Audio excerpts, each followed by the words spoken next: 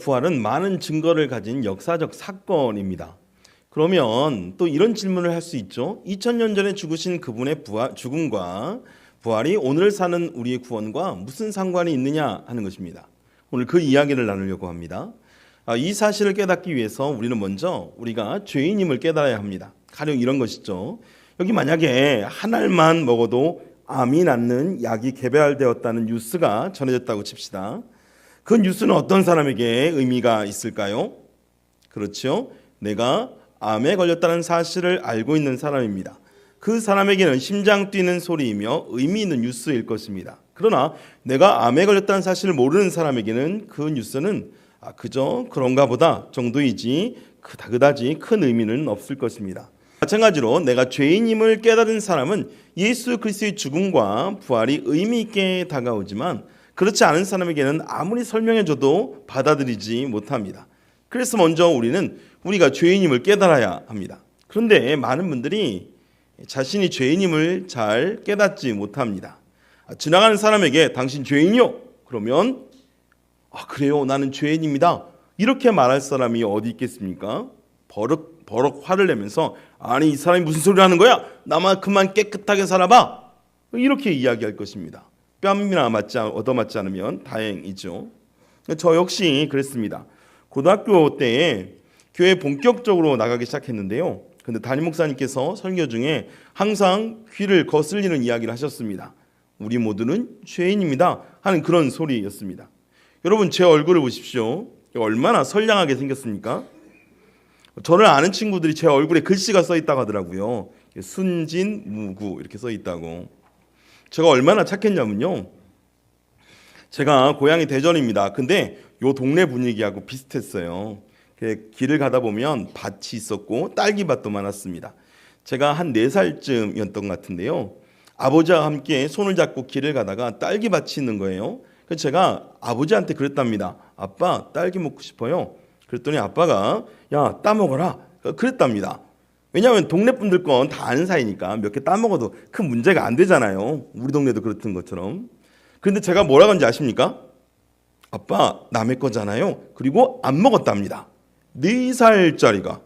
이게 얼마나 착해요? 이렇게 착한 사람 본 적 있습니까?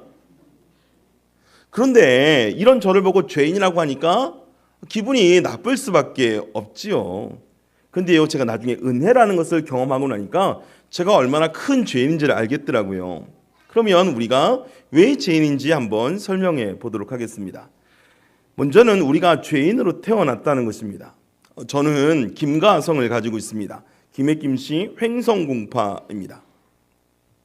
그런데 제가 김해 김씨 횡성공파로 태어나기 위해서 무슨 노력을 했을까요? 아무 노력도 하지 않았습니다. 태어나 보니까 저희 아버지가 김해 김씨의 횡성공파였고 저도 자연스럽게 그렇게 된 것이죠. 저희 아버지는 무슨 노력을 하셨을까요? 저희 아버지도 노력하신 적이 없습니다. 태어나 보니까 할아버지가 김해 김가인 것입니다. 마찬가지입니다. 우리가 태어날 때 죄인으로 태어났습니다. 최초의 인간인 아담과 하와가 죄를 짓고 그 죄가 유전되어진 것입니다. 그래서 우리는 죄의 본성을 가지고 살아갑니다. 이걸 어떻게 알 수 있냐고요? 여러분 아이들을 보면 알 수가 있습니다. 우리 아이들은 안 가르쳐줘도 죄를 잘 짓습니다. 저희 아이들이 어릴 때였는데요. 바깥에 있다가 바깥에서 집에 들어왔더니 집안이 난장판이 되었습니다. 그래서 딱 보니까 벌써 누가 그런지 알 것 같아요. 막내 녀석 짓이에요. 그래서 막내한테 물어봤어요. 소원이 너 이거 누가 그랬어? 그랬더니 갑자기 얘가 눈을 쫙 올리더니 언니가 그러더라고요. 도대체 이 아이에게 거짓말한 것을 누가 가르쳤을까요? 아이들은 타고난 본성이 있습니다. 우리 아이들에게 잠자리 잡아주면 어떻게 할까요? 날개 다 뜯어버립니다. 인간의 마음속에 그런 거짓말하는 본능, 포악성의 본능이 있다는 것입니다. 사람은 가만두면 죄를 짓게 되어 있습니다. 왜요? 왜 안 가르쳐줘도 죄를 질까요? 죄의 본성이 유전되기 때문에 그렇습니다.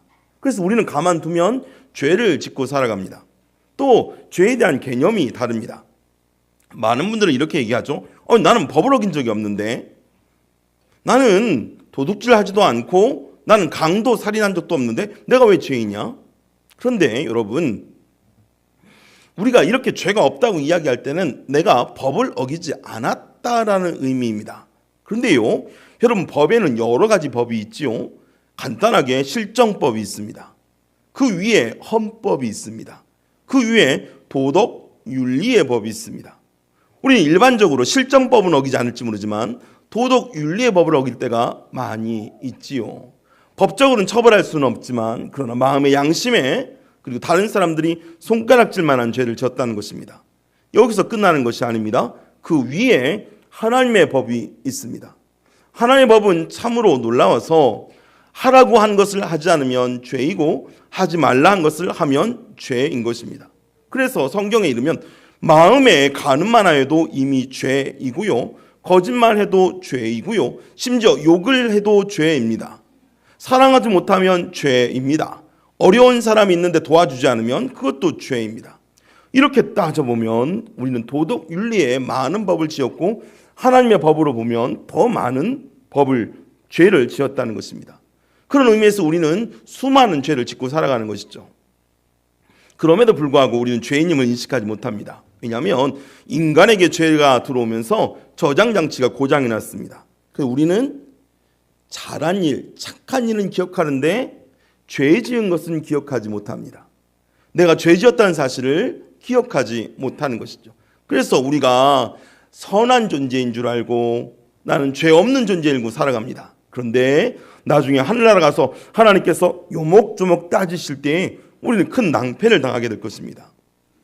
그러면 죄의 문제는 무엇일까요? 죄에는 대가가 있기 때문입니다.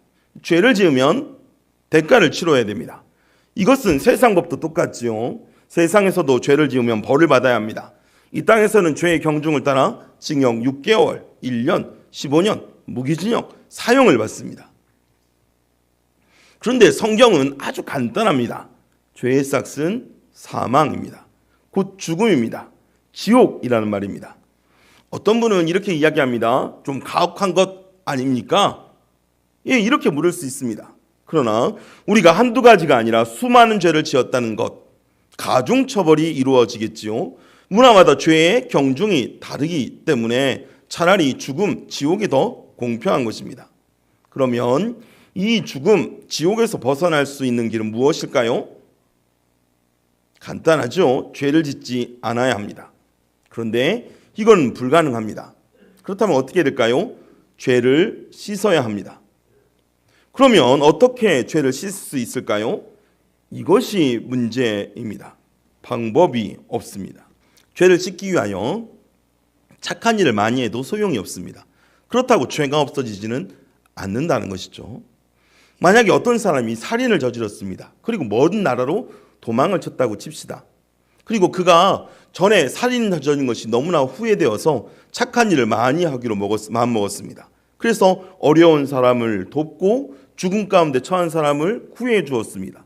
그런데 이 사람이 나중에 체포돼서 본국으로 압송되었습니다. 그러면 본국에서 재판을 받을 때 당신은 그 이후로, 살인한 이후로 착한 일을 많이 했으니까 살인한 죄를 덮어주겠습니다, 이렇게 이야기하나요? 그렇지는 않죠. 착한 일 한 것은 착한 일 한 거고 죄를 지은 것은 죄를 지은 것입니다. 그 죄의 대가를 치러야 하는 것입니다. 참선을 많이 해도 소용이 없습니다. 만약에 동일하게 어떤 사람이 살인을 저지르고 도망갔다가 종교에 귀의했습니다. 그래서 맨날 면벽수도합니다. 말 그대로 도가 텄습니다. 유명한 고승이 되었습니다. 그러면 이 사람의 죄는 없어질까요? 아니지요. 이 사람도 결국 그 죄가 드러나면 죄의 대가를 치르기 위하여 감옥에 가야 되는 것입니다. 방법이 없습니다. 착한 일로도 안 됩니다. 참선을 해도 안 됩니다. 그러면 어떠한 방법이 있을까요? 유일한 방법이 있습니다. 누군가가 죄의 대가를 대신 치르는 것입니다. 죄를 없앨 수 있는 가장 좋은 방법은 그 죄의 대가를 치르는 것입니다. 그런데 내가 그 죄의 대가를 치르면 다 지옥 가는 거겠지요. 그러니 내가 내 죄의 대가를 치르기는 어렵습니다. 그럼 어떻게 할까요? 누군가가 대신 죄의 대가를 치루어 주는 것입니다. 여러분, 우리는 흥부전을 잘 알고 계시죠? 흥부의 직업이 뭔지 아십니까? 소장농이었습니다. 그러면 흥부가 무슨 부업을 했는지 아십니까? 그렇죠. 예, 흥부전을 제대로 보신 분입니다. 흥부전 처음 내용을 보게 되면 흥부가 집안이 너무 가난해서 소장농으로는 먹고 살기가 힘들었거든요. 당시에는. 그래서 아르바이트를 합니다. 그 아르바이트가 뭐였냐면 당시 양반이 죄를 지어서 관가에 고발되게 되면 죄의 경중을 따라 곤장을 맞았는데 양반 체면에 곤장을 맞을 수가 없는 거예요. 그래서 이 양반이 사람을 삽니다. 그럼 그 사람이 대신 관가에 가가지고 그 사람 대신 곤장을 맞는 것이죠. 그리고 대신 돈을 받아오는 것입니다. 그러면 이 양반은 다른 누군가가 그 죄의 대가를 대신 치렀기 때문에 죄가 사라지는 것이죠. 이 흥부가 처음에 그 메마른 아르바이트를 하고 고생하는 장면이 흥부전 앞부분에 나옵니다. 하나님도 동일한 방법을 사용하십니다. 우리가 죄를 지어서 다 죽어야 됩니다.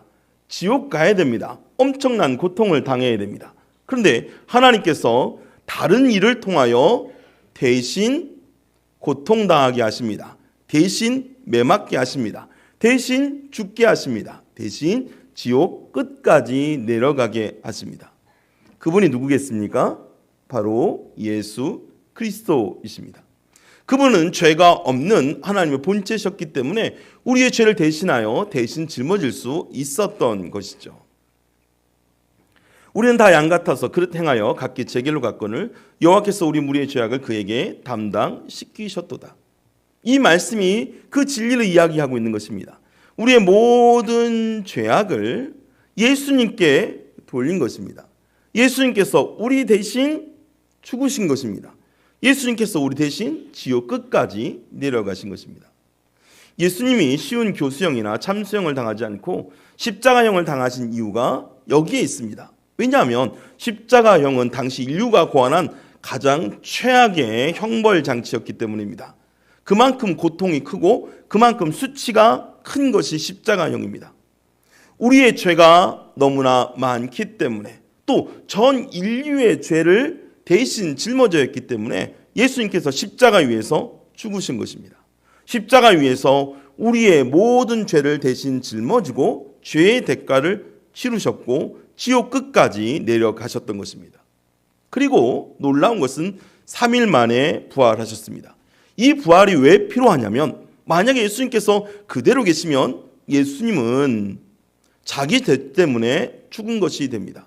그래서 하나님은 그의 죄 없음을 선언하시고 다시 부활시키신 것입니다. 그 부활하신 동시에 우리 모든 죄악이 탕감되어지는 것이죠. 그래서 기독교에 있어서 부활은 너무나 중요한 것입니다. 예수님께서 우리의 죄를 지고 대신 짊어지고 죽으시고 그리고 나서 죄의 모든 대가를 탕감하시고 다시 살아나신 것입니다. 그리고 우리에게 제안하시는 것이죠. 이것을 믿고 의지하면 의롭다 여기겠다라는 것입니다. 실제로 의로워진 것이 아니라 의롭다 여기겠다는 것입니다. 너희가 예수 그리스도가 너의 모든 죄를 짊어지고 십자가에서 죽고 다시 살아난 것을 믿으면 내가 의로운 걸로 여길게. 내가 너를 천국 백성으로 여길게. 우리 하나님께서 그렇게 우리에게 말씀하고 있는 것입니다. 그래서 예수 그리스도의 죽음과 부활은 오늘 우리에게 너무나 소중한 사건으로 다가오는 것입니다. 이 자리에 있는 모든 우리 사랑하는 성도 여러분, 그리고 함께 예배드리는 우리 이웃 여러분, 우리가 이 예수 그리스도의 죽음과 부활을 믿기만 하면 주님께서 내 죄를 대신 짊어지고 십자가 위에서 죽으셨다가 다시 살아나셨어. 이 사실을 믿기만 하면 우리는 모든 죄악에서 용서함을 받고 진정한 하나님의 백성, 천국의 백성이 될 수 있는 것입니다. 이 땅에서 하나님이 주시는 복을 겸하고 장차 우리의 생명이 끝나는 그날 천국에 들어갈 수 있는 것입니다. 오늘 이 말씀 가운데 온전한 믿음을 가지시고 주님 안에서 참된 생명을 얻는 우리 모든 성도님 되시길 예수님의 이름으로 축복합니다.